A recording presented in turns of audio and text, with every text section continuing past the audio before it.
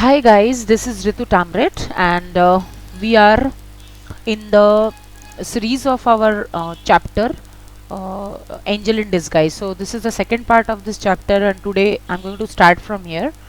Take her to the poor house. Who wanted a bedridden child? Up to here we have already learnt. So I'm going to start from here today. Take her to the poor house, said a rough man, of whom the question, what's to be done with Maggie, was asked. Nobody is gonna be, bothered with her. So कोई आदमी पूछा कि अब Maggi के साथ क्या करना चाहिए.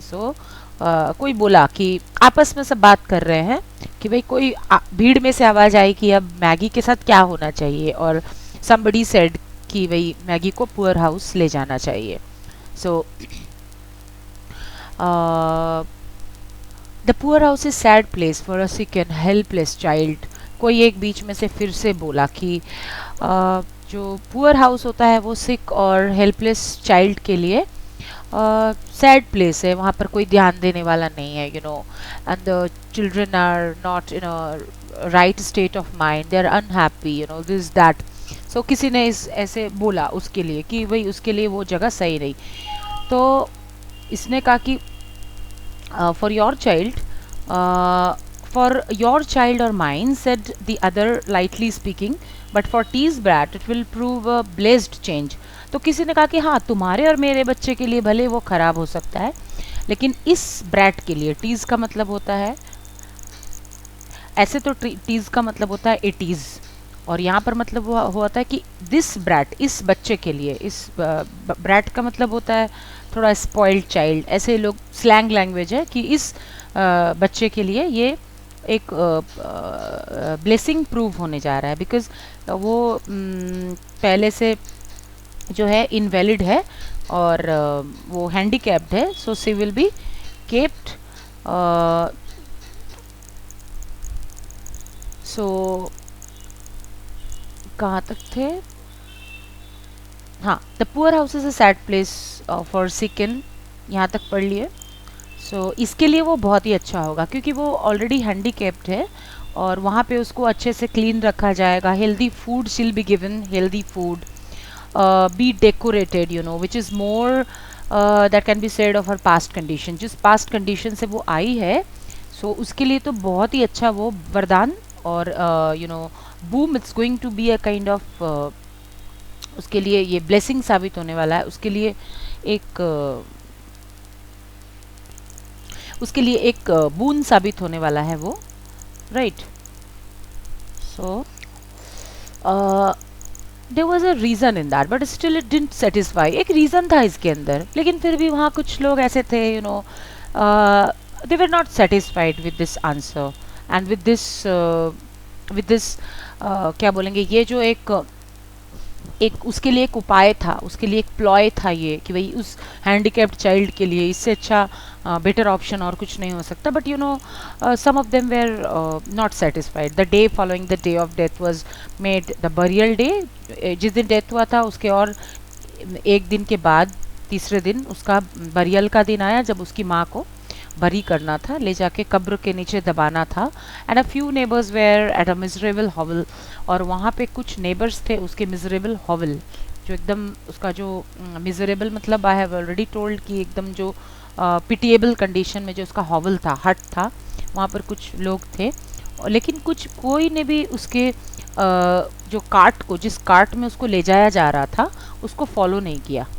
जो but none followed dead cart as it bore the unhonored remains of its pauper grave.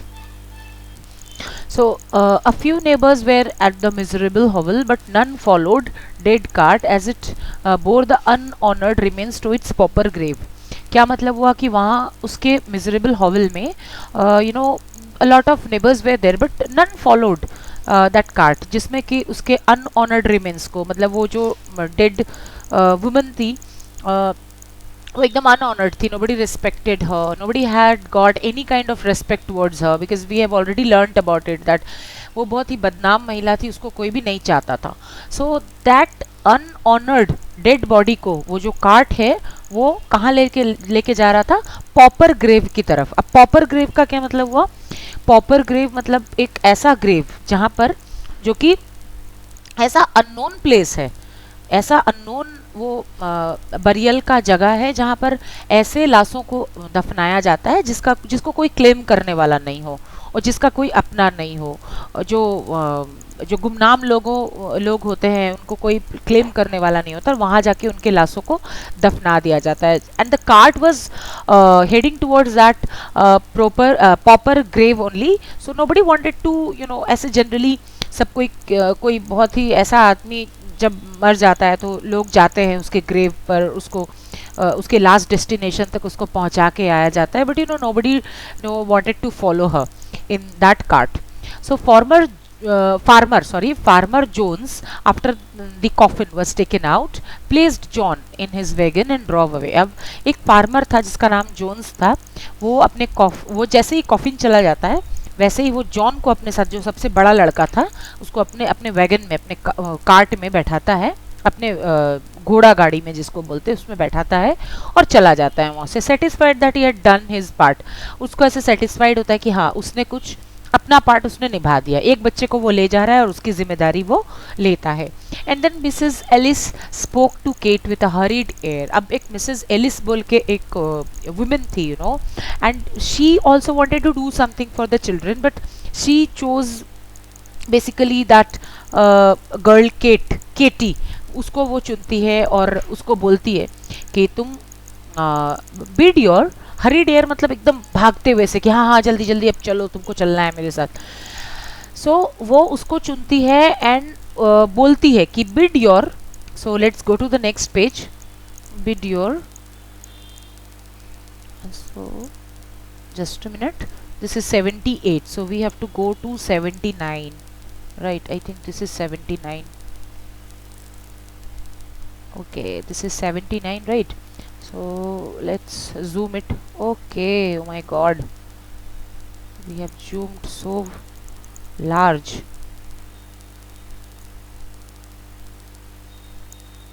Yeah, this is the right image and the right size. Okay, let it move down. Yeah, so bid your sister good bye, उसने कहा कि अपने sister को good bye बोलो कि भाई अब मैं जा रही हूँ करके। तो and Drew tearful children apart air sincerely there lips had touched in a sobbing farewell. अब उसने अपने मैंने उन सबको अलग कर दिया टीयरफुल चिल्ड्रन, जो तीनों जो बच्चे थे सबको एक दूसरे से ड्रॉ अपार्ट, तो ड्रू द चिल्ड्रन अपार्ट, अलग कर दिया। बिफोर, एयर का मतलब बिफोर, स्कार्सली शायद ही उनका लिप्स आपस में एक दूसरे को, there lips had touched in sobbing farewell, मतलब शायद ही उनका लिप्स आपस में एक दूसरे को टच भी किया था कि वो एक दूसरे को फेयरवेल दे सके। वो रो रहे थे तो रो ही रहे थे। Hastily others went out and some glancing at Maggie. और इतने में क्या हुआ कि दो बच्चों का तो हो गया था भाई जो होना था, एक को जॉन ले गया, एक को मिसेस एलिस ले गई, और एक लास्ट में जो मैगी बची हुई थी वो क्या थी, वो हैंडीकेप्ड चाइल्ड थी, हम लोग जानते हैं। And some resolutely refraining from a look until had gone, और मैगी की तरफ सब रेजोल्यूट तरीके से देख रहे थे, एकदम फर्म तरीके से देख रहे थे कि भाई इसका क्या होगा, इसको एकदम से छोड़ के अपने दिल को सबको एकदम से स्टोन की तरह कड़ा बना लिए थे कि नहीं नहीं नहीं, we can not do anything about this child because she is a handicapped, कौन इसको अपने घर पे लेके जाएगा, और सबको चले गए। She was alone just beyond the threshold. Joe Thomson the wheelwright paused and said to the blacksmith's wife who was hastening off with the rest. अब वहाँ पे जो थॉमसन बोलकर एक आदमी था वहाँ पे खड़ा हुआ था जो कि व्हीलराइट था, जो चक्कों को बनाता था। व्हीलराइट मतलब जो चक्कों को बनाता है। उसने ब्लैकस्मिथ की वाइफ से कहा कि भाई जो वो भी भाग रही थी, बहुत अच्छे से वो भी भाग रही थी कि भाई अब मेरे को भी भागना है। तो वो बोला कि it's a cruel thing to leave her. So अब वो बोला कि ये तो बहुत क्रूएल है कि इसको ऐसे करके यहाँ छोड़ के चला जाना। Then take her to the poor house. She'll have to go there, answered the blacksmith's wife, and springing away and leaving Joe behind. बोली कि तो भाई कुछ नहीं किया जा सकता, इसको पुअर हाउस में छोड़ दो, और वो वहां से भाग गई। For a little while the man stood with a puzzled air, then he turned back and went into the hovel again. और थोड़े समय के लिए वो एकदम puzzled हो गया कि अब क्या करे और क्या ना करे, because he cannot go living Maggie alone in that hovel, और उसको लेके भी नहीं जा सकता है. So he was in a kind of dilemma कि भाई अब करे तो क्या करे. बट उसके दिल से आवाज आई कि नहीं, मैं इस बच्चे को ऐसे अकेले छोड़कर नहीं जा सकता हूँ, राइट. तो वो क्या किया, अंदर में गया. Maggie with painful effort had raised herself to an upright position and was sitting on the bed, straining her eyes upon the door out of which all had just departed. अब वो किसी तरह से अपने आप को अपराइट पोजीशन में बैठाई थी, अपने आप को ऐसे बहुत मुश्किल से, because she was handicapped, so she was unable to move herself.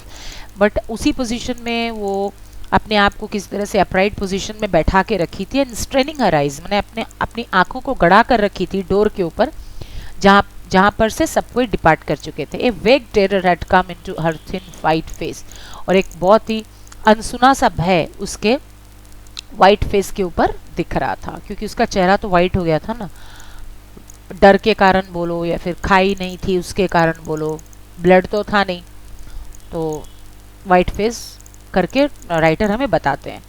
So oh Mister Thomson, she cried out catching her suspended breath, don't leave me here alone. उसने अपने सस्पेंडेड ब्रेथ, मैंने अपने सांसों को रोक कर कहा कि ओ मिस्टर थॉमसन, मुझे यहाँ पर अकेला छोड़कर मत जाओ, मैं आपके आगे हाथ जोड़ती हूँ, प्लीज मुझे अपने साथ ले जाओ. Though rough in exterior, Joe Thompson, the wheelwright, had a heart and it was very tender in some places.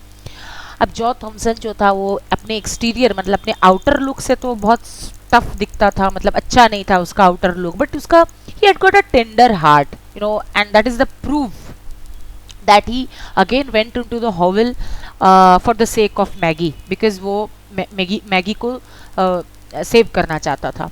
तो he liked children, वो बच्चों को ऐसे भी बहुत पसंद करता था. was pleased to have them come to the shop where sleds and wagons are made or mended for the village lads without a draft on their hoarded sixpences. वो बच्चों के लिए स्लेड्स बनाता था, और वैगन्स होता है बच्चों की जो छोटी छोटी लकड़ी की, देखिएगा गाड़ी होती है, पहले के ज़माने में बच्चे खेलते थे, चारों तरफ चक्का लगा हुआ होता था और छोटे छोटे कार्ट, मतलब जो बच्चों के लिए छोटी छोटी गाड़ियाँ, बच्चे उसको रोप के मदद से खींचते थे. और स्लेड्स तो होता है जो वो जो स्नोई एरिया में जो बच्चे स्लाइड करते हैं, तो वो उसको स्लेड्स बोलते हैं. तो यहाँ पर भी बच्चे कुछ इस तरह से खींचातानी के लिए आपस में, कोई बच्चा बैठ गया उसके अंदर, दूसरा बच्चा उसको खींच रहा है, so something like that, you know, all of these are kind of toys. So वो लकड़ी का काम करता था, तो वो उनके लिए ये सब बनाता था. और without a draught on their hoarded sixpences, और ड्राफ्ट मतलब क्या, वो कोई भी ड्राफ्ट नहीं मांगता था. कोई ड्राफ्ट का मतलब वो कोई पैसा का कोई सर्टिफिकेट नहीं मांगता था कि तुमको पैसा देना होगा अभी या फिर बाद में कभी तुम मेरे को पैसा देना, ऐसा कुछ उनको नहीं बोलता था. और होर्डेड मतलब उनका जमा किया हुआ, जो बच्चे अपने पैसा जमा करते हैं ना, वो जो एक होता है उनका एक मनी बॉक्स होता है, उसमें पैसा बच्चे लोग जमा करते हैं. और ऐसा जो उनका जो होर्डेड जमा किया हुआ जो पैसा होता था, वो भी सिक्सपेंसेस मतलब वही, सिक्सपेंसेस मतलब वही होता है कि भाई वो जो अपना करते हैं तो उनसे कुछ पैसा नहीं मांगते थे. तो सिक्सपेंसेस एक कॉइन होता है जो कि इसका वर्थ कितना होता है, that is it's worth is 1/40th of a pound, मतलब एक पाउंड का 1/40th पार्ट होता है उस कॉइन के अंदर में. तो उसको वो नहीं मांगते थे किसी से. No dear, he answered in a kind voice, going to the bed and stooping down over the child. और बच्चे के ऊपर झुकते हुए वो बोलते, नहीं बच्चे, मैं तुमको छोड़कर नहीं जाऊंगा. You shan't be left here alone, तुमको नहीं यहाँ पे छोड़ा जाएगा. And then he wrapped her in with the gentleness almost of a woman. और एक जैसे एक महिला, एक्चुअली हम लोग बोलते हैं एक औरत के मन में जो प्यार होता है, वो जो ममता होती है, वो जेंट्स के अंदर नहीं होता है, मर्दों के अंदर नहीं होता है. बट वो जो जॉ थॉमसन था, वो यहाँ पे एकदम वुमेन की तरह, जैसे एक औरत एक बच्चे को प्यार करती है, उस तरह से वो उसको अपने कपड़ों में लपेटा, मैंने वही जिस बेड में सोई हुई थी उस कपड़ों में उसको रैप किया, और हाँ क्लीन बेड क्लोथ्स में रैप किया, विच सम नेबर्स हैड ब्रॉट, जो कुछ नेबर्स लाए थे, और उसको अपने आर्म्स में उठा लिया, bore her out into the air, और बाहर ले गया, अक्रॉस द फील्ड, और उस फील्ड में ले गया जो कि ले बिटवीन द होवल एंड हिज होम, जो कि उसके होवल मैंने उसके हट और जॉ थॉम्सन के होम के बीच में था। जॉ थॉम्सन अच्छे घर में रहता था और उसके होम और मैगी के होवल के बीच में एक फील्ड था जहाँ की वो उसको लेकर गया। Right, so let's go to the next page. Okay, so this is, I think, what is the page number? 79. So we have to go to 80. Right, this is not 80, this is 81. No. Yeah, this is 80. So let's zoom it out. Yeah, that's enough. So now Joe Thompson's wife, who happened to be childless, was not a woman of saintly temper. अब उसकी जो wife थी, jaw Thompson तो बहुत अच्छा आदमी था, उसका हार्ट भी बहुत टेंडर था, यू नो, बट उसकी वाइफ जो है वो सेंटली टेम्पर की नहीं थी। Well, what is the meaning of saintly temper? Saintly temper मतलब सेंट से रिलेटेड। सेंट क्या होता है? साधु, हरमित। अब हरमित लोग हम लोग जानते हैं कि बहुत शांत स्वभाव का होता है। टेम्पर मतलब नेचर, बिहेवियर उसका। तो वो कोई शांत स्वभाव की लेडी नहीं थी, और nor much given to self denial for others good, और उसके अंदर कोई सेल्फ डिनायल का क्या मतलब होता है कि सेल्फ डिनायल का मतलब होता है कि जब आप ऐसा कोई एक्शन करें जिससे कि आप अपनी अच्छाई को भूलकर, मैंने अपने स्वार्थ को भूलकर दूसरे के लिए अच्छा करना चाहें, जिससे कि दूसरे का भला हो, तो वो इस नेचर की नहीं थी, वो थोड़ी स्वार्थी टाइप की होगी। तो ऐसा वो नहीं थी। And jaw had well grounded doubts touching the manner of greeting he should receive on his arrival.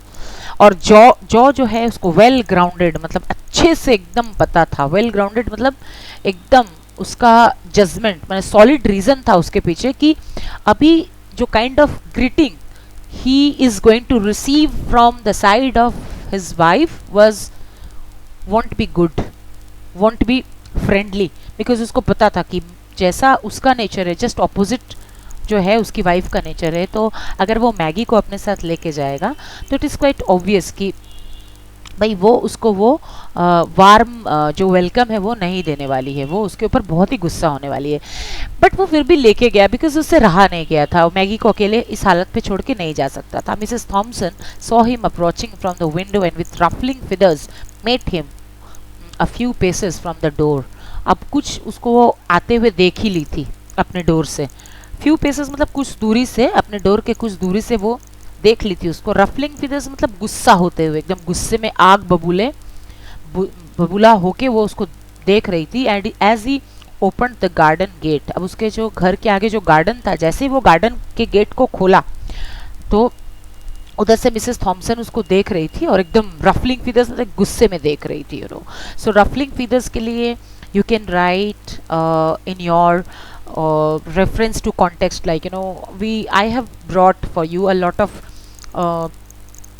synonyms as well, so that you could make use of these synonyms in your examination, because as you are going to have your reference to context, so in that reference to context you will be given a lot of questions. I have already told in my previous videos as well कि आपको उसमें answer करना पड़ेगा। So you are required to use a lot of synonyms out there. So ruffling feathers के लिए आप लिख सकते हैं कि एकदम एनॉइंग स्टेट में या फिर डिस्टर्ब्ड स्टेट में, कमोशन के स्टेट में वो उसको देख रही थी। Right, so let's move ahead.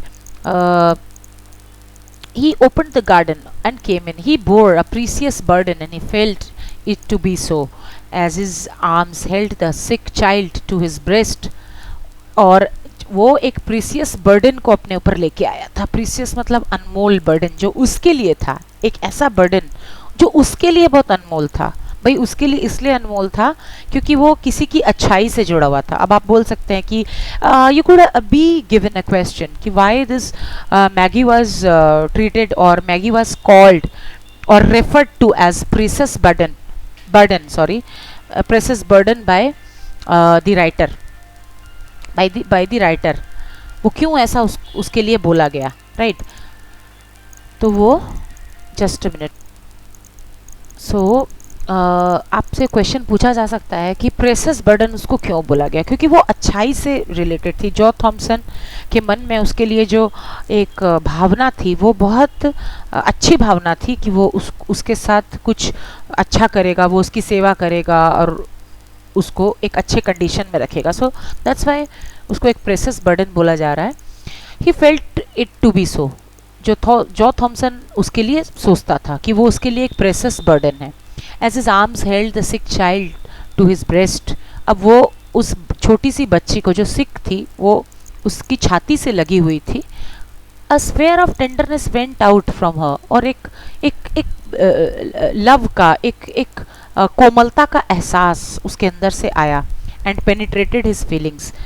जब उसको वो अपनी छाती से लगा के लेके जा रहा था तो आखिर वो भी बच्ची थी और वो उसको भी बहुत अच्छा लग रहा था कि somebody was bearing her like that, you know, and somebody was trying to protect her from difficulties. So उसके मन से भी बहुत अच्छा feelings आ रहा था, बहुत कोमलता की feelings आ रही थी जो उसके feelings को penetrate कर गया. मानो वो भाप गया कि ये इसको भी बहुत अच्छा लग रहा है मेरी गोदी में आकर. अब bond had already coded itself around them and a love was springing into life. और एक बॉन्ड दोनों के बीच एक बॉन्ड आ गया आपस में जो दोनों को घेर चुका था. दोनों एक दूसरे से बहुत अच्छा फील कर रहे थे. सो उसके बाद what have you there sharply questioned Mrs. Thompson. अब वो बोली क्या है तुम्हारे पास, किस चीज को तुम उठा के रखे हो, क्या है, वो क्वेश्चन पूछी शार्पली एकदम जोर से. Jaw felt the child start and shrink against him. अब जॉ को ऐसा लगा कि जैसे वो चिल्लाई ये क्या है तुम्हारे हाथ में, you know, she started crying कि क्या है ये तुम्हारे हाथ में. बिकॉज वो कुछ तो समझ ही गई होगी कि she had got some kind of intuition कि भाई ये है क्या इसके हाथ में, ये क्या लेके आ गया उठा के जो मेरे सिर पे अभी ये रखने वाला है. तो वो जो बच्ची थी वो भी एकदम डर गई और श्रिंक हो गई. श्रिंक मतलब सिकुड़ गई उसकी बाहों में, जॉ थॉमसन की बाहों में वो एकदम से सिकुड़ गई. He did not reply except by a look that was pleading and cautionary that said. और वो कुछ रिप्लाई नहीं किया, एक लुक दिया सिर्फ जो कि रिक्वेस्टिंग लुक था और कॉशनरी लुक था. रिक्वेस्टिंग इन द सेंस कि भाई मैं इसको उठा के लाया हूँ, लुक दिया, बोला नहीं कि मैं उसको उठा के लाया हूँ. She is a child and she is helpless, she is handicapped, there is nobody to take care of her, so I have brought this child along with me, so please तुम दया करो और कुछ मत बोलो. और कॉशनरी एक caution रखो, सावधान हो जाओ क्योंकि ये एक अपंग बच्ची है. Wait a moment for explanations and be gentle. उसको बोला थोड़ा रुक जाओ, एक्सप्लेनेशन दे रहा हूँ, चिल्ला क्यों रही हो, थोड़ी शांत हो जाओ. Like that he also started giving replies to her wife and passing in carried Maggie to the small chamber on the first floor. अब फर्स्ट फ्लोर में जाकर वो एक स्मॉल चैम्बर, छोटा सा रूम था, वहाँ पर जाके वो मैगी को एक बेड के ऊपर सुला दिया. And then stepping back he shut the door.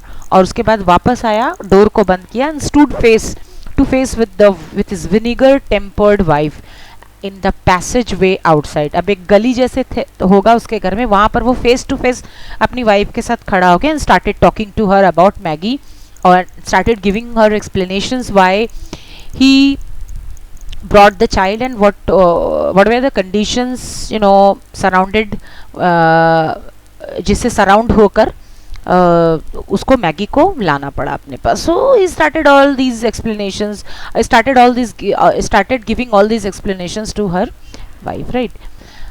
So vinegar tempered का मतलब आप लोग लिख सकते हैं कि विनेगर टेम्पर्ड का मतलब लिख सकते हैं कि उसका जो गुस्से वाला नेचर, सावर नेचर, सावर जो टेम्पर था उसका, उसके लिए वो एक्सप्लेनेशंस देने लगा. You haven't brought home that sick brat. अब उसको बोल anger and astonishment were in tones of Mrs Thomson. Her face was in a flame. अब वो एकदम गुस्से में, फ्लेम में आकर वो बोली तुम नहीं ला सकते हो, यू हैवंट ब्रॉट, तुम कैसे ला सकते हो ऐसे सिख बच्चे को हमारे घर में। और एंगर और एस्टोनिशमेंट, मतलब गुस्सा और आश्चर्य उसके दिमाग में एकदम से दिख रहा था, उसके फेस पे दिख रहा था, कैसे ला सकते हो। I think women's hearts are sometimes very hard set Joe. अब वो बोला कि लगता है कि अब वो उसको इमोशनल टॉर्चर करने लगा, इमोशनली उसके ऊपर थोड़ा सा बोलने लगा कि कैसे इसको इमोशनली वो सबड्यू कर सके, दबा सके। कि बोलने लगा कि विमेन का जो हार्ट होता है ना, दिल होता है, बहुत ही हार्ड होता है, ऐसा लगता है मेरे को।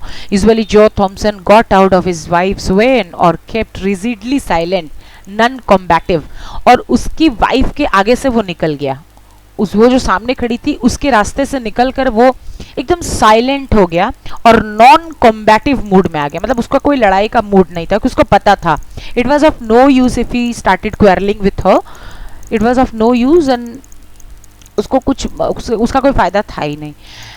When she fired up on any subject, it was with some surprise. Therefore, what she now encountered, तो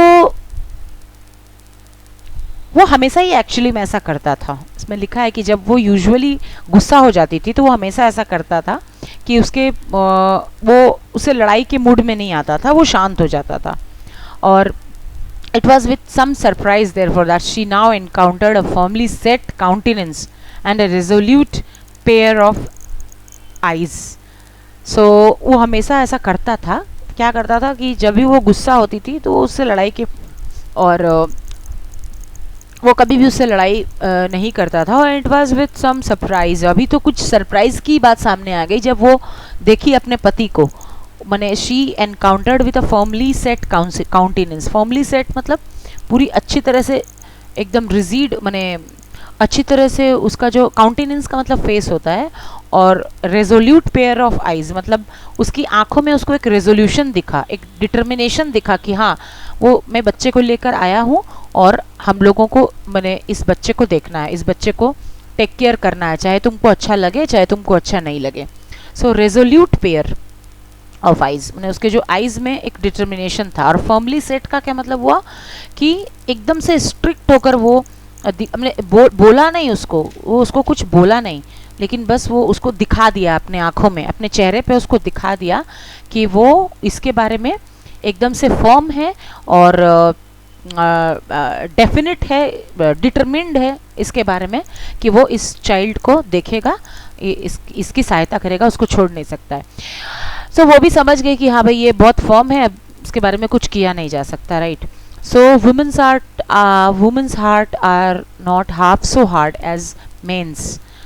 अब वो क्या बोलता है उसको, तो यहाँ पे वो उसको बोलता है कि देखिए ये इस लाइन में, फर्स्ट लाइन में, I think women's hearts are sometimes very hard. अब वो उसको मैंने आपको बताया कि he started torturing her emotionally, वो उसको इमोशनल मारने लगा एकदम से कि हाँ भाई अब तुमको कि भाई इसको कैसे इसका कंसेंट कैसे लिया जाए, तो भाई इमोशनली चलो इसको हम ब्लैकमेल करते। कैसे, बोला कि अरे विमेन का हार्ट भी लगता है कभी कभी वेरी हार्ड हो जाता है, बहुत टफ हो जाता है, क्योंकि जनरली विमेन का हार्ट जो है वो हार्ड नहीं होता है।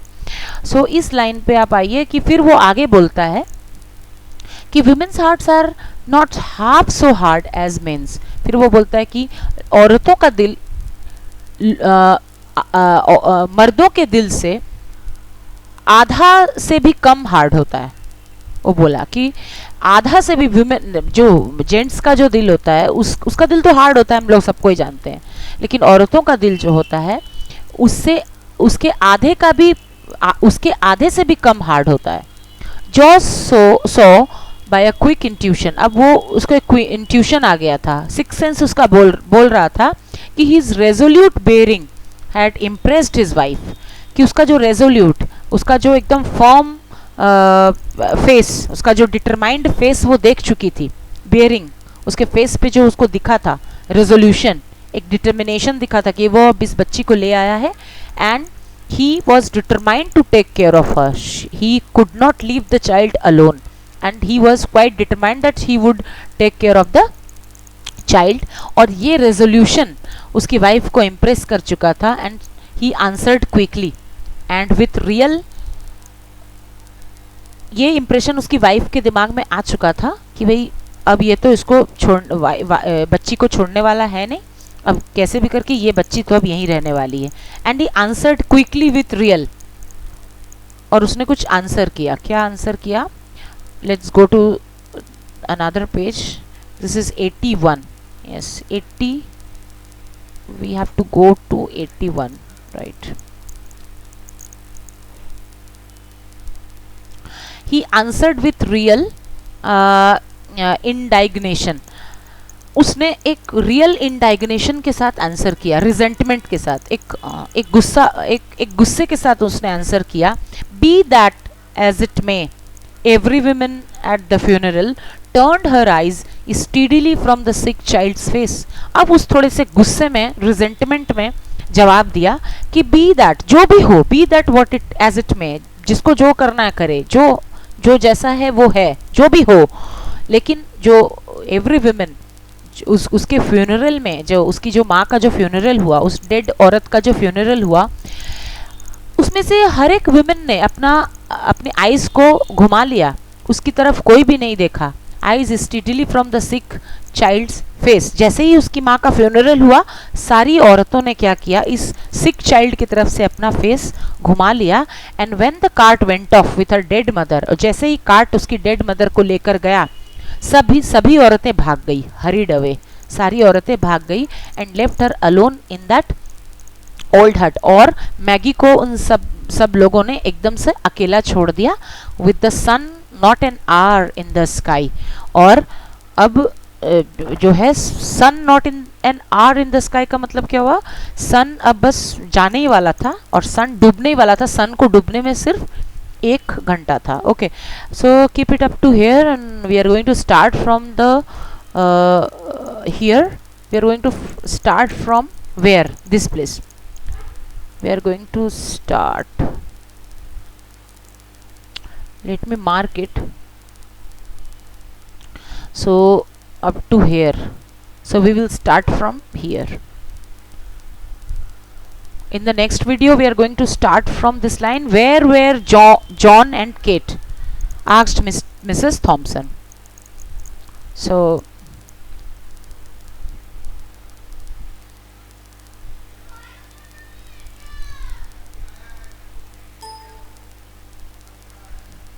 okay, then in the next video we will start from here.